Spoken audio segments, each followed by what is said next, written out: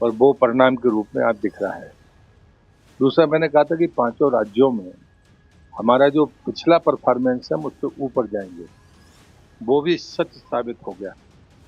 तीसरी बात मैंने कही थी, ये मोदी नाम का मैजिक है, कार्यप्रणाली का जो परिवर्तन है और जो कार्यप्रणाली के चार स्तंभ थे, गरीब कल्याण का संकल्प, महिला सशक्तिकरण और युवाओं के भविष्य की चिंता कि उनका जीवन हमसे बेहतर हो और किसान का सम्मान भी रहे और उसकी परिश्रम की कीमत भी उसको मिले।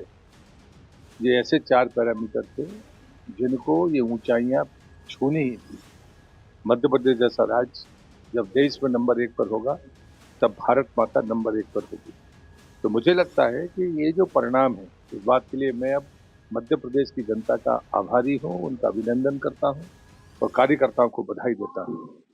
और इसलिए और ये एक बात यहाँ रुकने वाली नहीं है, अभी हमें बहुत ऊंचाइयों तक जाना है कि सबको अभी से फिर से काम पर लगने की जरूरत है। 2024 में हम फिर से ऐतिहासिक विजय जब हासिल करेंगे, तब हम भारत माता को नंबर 1 पर पहुंचाने में सफल होंगे। छत्तीसगढ़ के रुझान की किसी की उम्मीद नहीं थी शायद पार्टी के लिए हुई होगी। नहीं, मैंने पहले भी कहा था, सुबह भी मैंने आपसे कहा था, ये रुझान हमें सफलता देंगे और वो रुझान सामने परिणाम के तौर पर अब सामने आ गए। मुझे कोई संदेह नहीं था, क्योंकि मुझे लगता है कि राजस्थान, मध्य प्रदेश और छत्तीसगढ़ के ट्रेंड में मैं अंतर नहीं देखता। अगर पिछली घटना हम छोड़ दें, अन्यथा एक सा ही ट्रेंड रहे। इस आखिरी समय की कांग्रेस की हार में क्या आप सनातन या जाति में बांटने का पहुंच सकते हैं? कांग्रेस का चेहरा बेनकाब। इसमें सौरभ आप देखें तो जो बात ये कह रहे थे ना, वाकई बीजेपी के मैनिफेस्टो जिस दिन लॉन्च हो रहा था भोपाल में, उस दिन भी जब वो मिले, उस दिन उनका कहना था कि लिख के रखो 130 से 140 सीटें हमारी आ रही हैं। फिर वोटिंग के बाद भी लगातार इस बात को कहते रहे और बीच में जब एक बार मैंने उनको कहा कि कुछ आपके बड़े नेता तो कह रहे हैं कि 120 के आसपास रहेगा, बोले कि नहीं, उनको वो लोग जो भी कहें 140 150 हम लोग जा रहे हैं। तो ग्राउंड पे जो कनेक्टेड नेता थे वो जब घूमते थे, क्योंकि 100 से ज़्यादा सीटों पे इन्होंने कैंपेन किया था, तो उससे उन लोगों को तो ये फीडबैक मिल जा रहा था कि पार्टी की स्थिति कैसी है। और इन नेताओं में मुझे कन्फ्यूज़न नहीं दिखा। 6 महीने पहले अगर इन लोगों से बात करें, निश्चित तौर पे अलग तस्वीर सामने आती थी, लेकिन जैसे चुनाव में तकरीबन 1 महीने रह गए थे, उसके बाद इन लोगों का कॉन्फिडेंस एकदम अलग लेवल पे आ गया था और वोटिंग के बाद भी वही बात बार बार कह रहे थे। तो प्रहलाद पटेल जी का कैलकुलेशन तो पास हो गया, लेकिन राहुल गांधी का कैलकुलेशन फेल हो गया। और अगर हम रीजन वाइज अगर बात करें तो रीजन वाइज भी आप मध्य प्रदेश की स्थिति देखेंगे, बीजेपी हर रीजन में आगे दिखाई दे रही है। कास्ट फैक्टर यहां पर फेल हो गया। आप देखें,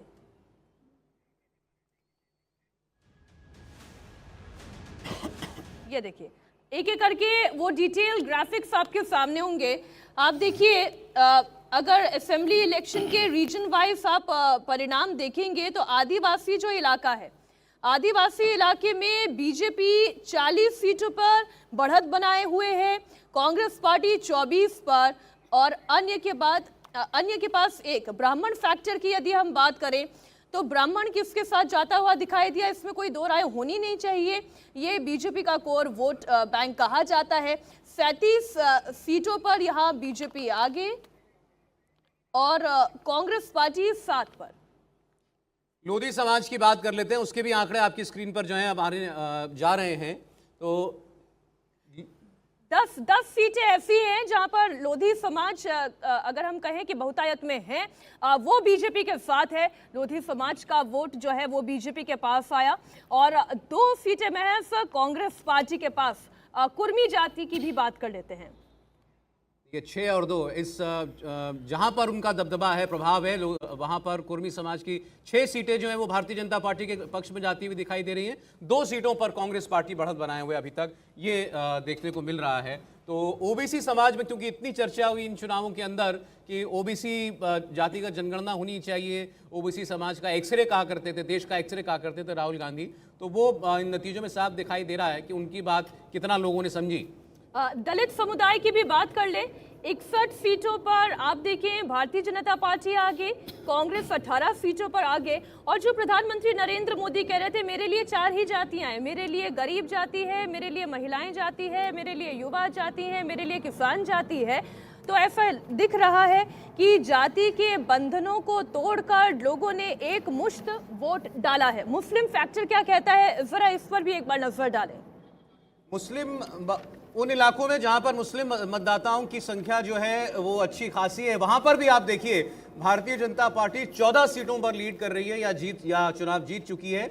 ऐसी 7 सीटों पर 21 में से कांग्रेस पार्टी आगे चल रही है। तो मुस्लिम बहुल सीटों पर भी या मुस्लिम प्रभाव वाली सीटों पर भी भारतीय जनता पार्टी का स्ट्राइक रेट बहुत बेहतर कांग्रेस पार्टी से दोगुनी सीटों पर लीड करते हुए।